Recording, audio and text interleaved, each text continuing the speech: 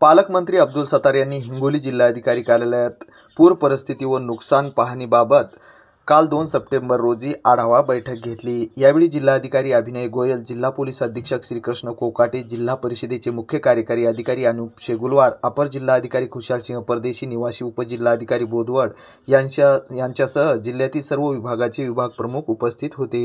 यावेळी गैरहजर राहणाऱ्या अधिकाऱ्यावर कारवाई करण्याचे आदेश उद्या जिल्हाधिकारी देतील असेही पालकमंत्री अब्दुल सत्तार यांनी सांगितले। जे अधिकारी तुम्ही बोलवल्यानंतर आलेली त्याच्यावर कारवाई केली जाईल। नंबर 1।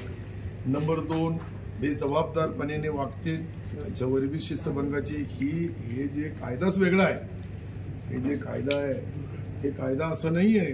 रेग्युलर कर्मचारी अधिकाऱ्यांना वागण्याचं वेगळं आहे आणि अशा संकटाच्या काळामध्ये कोणताही अधिकारी कर्मचारी याच्यामध्ये दिलेल्या आदेशाचा पालन करणार नाही तर त्याच्यावर कडक कारवाई करण्यात येईल आणि आपण सर्व त्याचे गवाह राहणार आहे।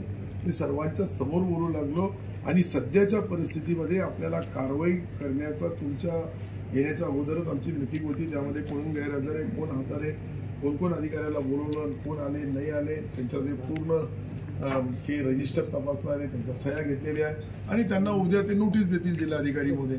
नोटीस दिल्यानंतर मग पुढची कारवाई काय करायची तीही करू।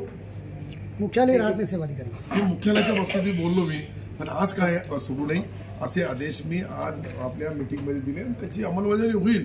नसली तर माझा नंबर तुमच्याकडे, तुमचा नंबर माझ्याकडे, सकाळी 7 वाजता आले तर चहा घेऊ आपण आणि चहावर तुम्ही